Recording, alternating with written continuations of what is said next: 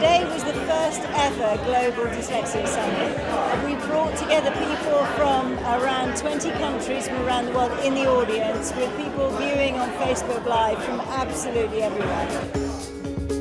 This evening's about trying to break down prejudices that somehow dyslexia means people aren't as bright as others or can't do as well as others.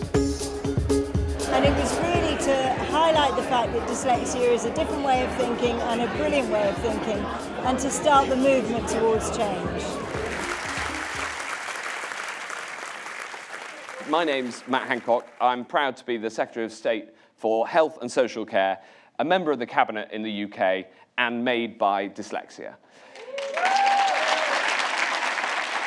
The world needs more people to think like we dyslexics do.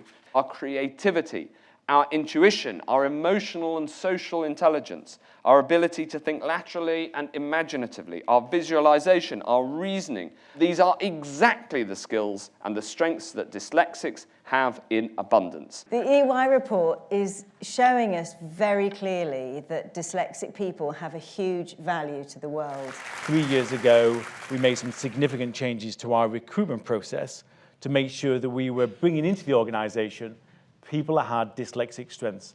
And even so far, we can tell it's made a big difference. I was sitting in meetings with an extraordinary range of different ways of thinking, trying to do the impossible things and trying to guess the future in technology. And the value of dyslexics and other neurodiverse groups was absolutely critical to the mission. As headhunters and as recruiters and provider of talent to business, we have to look at the whole skill set. It should be agile thinking that we're looking for, as opposed to the standard, what is someone's literacy? You shouldn't be using that anymore. Look at the report. There are 3 recommendations that we make. 2 of those I could sum up as move to a strengths-based culture, where you talk up what people are able to do, not point out the flaws they have. Then also creating an environment, a broader environment, where we have the language and inclusive with our other colleagues, so we can all work together on this agenda. We do need the corporate sector to speak up. We really do, and everybody has to become an ambassador and force change. Some of the most creative people I know are dyslexic, and it's made me stop and think about how I work, how BAFTA works as a company, and how having all sorts of people is incredibly important to any company, no matter what you do. The highlight for me today is believing that actually such a diverse community is interested in discussing the future of the way that we work and how we need diverse minds in order to create that future. Well, I think it was pretty obvious something was up, and luckily my mother spotted it quite early. So I call myself a lucky dyslexic. I didn't actually realise I was dyslexic until I went to a toad party dressed as a goat. It's amazing to actually speak to other people and see how many similarities there are.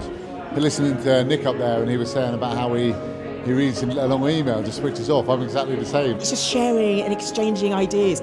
People are recommending books for my daughter. It's just sort of a hubbub of activity. I wasn't tested for dyslexia until I was in my 20s. I want more children to understand that it's an absolutely brilliant tool. It's about opportunity, it's about having your own special superpower, it's about thinking differently. I'm truly delighted to be here with you to discuss the work that the Department of Education is doing to support people with dyslexia. To be able to have children feel like, yeah, I can do that. We are not doing the right things in our schools, and it's not just in the UK. We have to change the way we're measuring children. Some of the challenges at school, especially during GCSE, was probably writing essays under these pressurising time conditions. We have to get over this very antiquated way of benchmarking children. We are very keen in Ofsted that children that have specific learning difficulties are identified as soon as possible, so that the support can be put in so that they don't have to struggle. The brilliant work being done by Made by Dyslexia just excited us so much that we wanted to get involved. We made the pledge to support the Made by Dyslexia initiative and to ensure that the right tools and technology get to the 700 million people with dyslexia.